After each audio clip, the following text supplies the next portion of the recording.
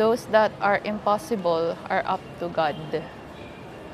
So kung sa tingin natin ay imposible, sa Diyos hindi.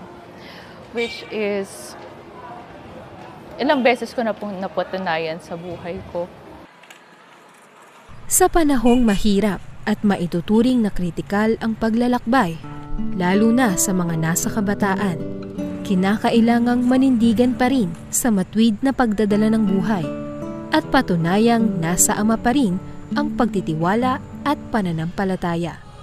Ito ang naging paninindigan ni kapatid na Clan Maurice Evangelista at ito rin ang itinuturing niyang dahilan kung bakit namamalaging maliwanag at maaliwalas ang kanyang bukas. Kahit ngayon po yung nag-apply po ako dito sa aking kumpanya as a flight attendant, ganun pa rin po yung hiling ko, yung panata ko na kung wala pong magiging hadlang sa pagtupad, ibigay po ito sa akin.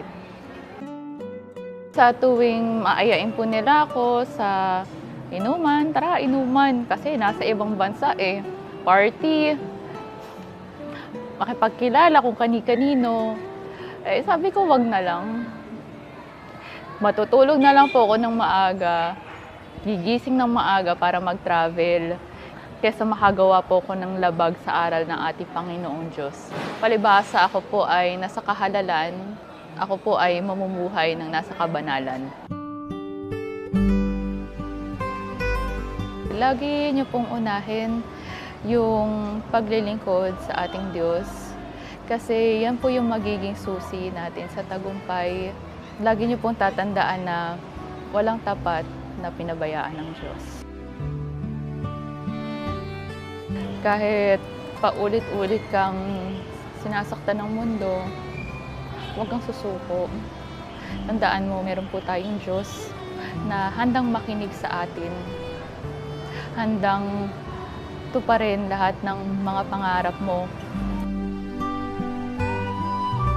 Kung sakali, ibigay na ng Diyos ang pangarap mo, huwag kang makakalimot na patuloy na magpasalamat sa Kanya.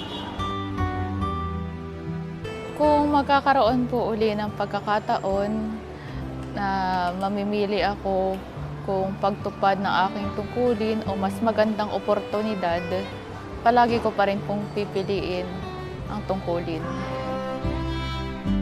Namumuhay po kasi ako sa paglilingkod. Panalangin ko din po na sa tuwing tutupad po ako, maging kasangkapan po ako ng Diyos, maging mabisang may tungkulin.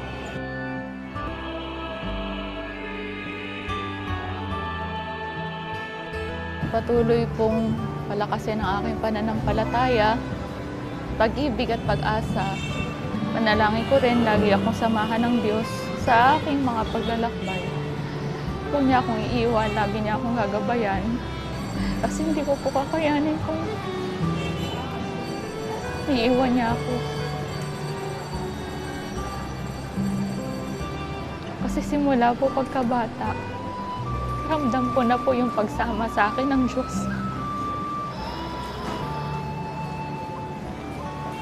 Siya lang po ang umalalig sa akin. Prioridad ko po palagi ang pagtupad ng aking tungkulin bilang mga awit at yun po ang aking paninindigan.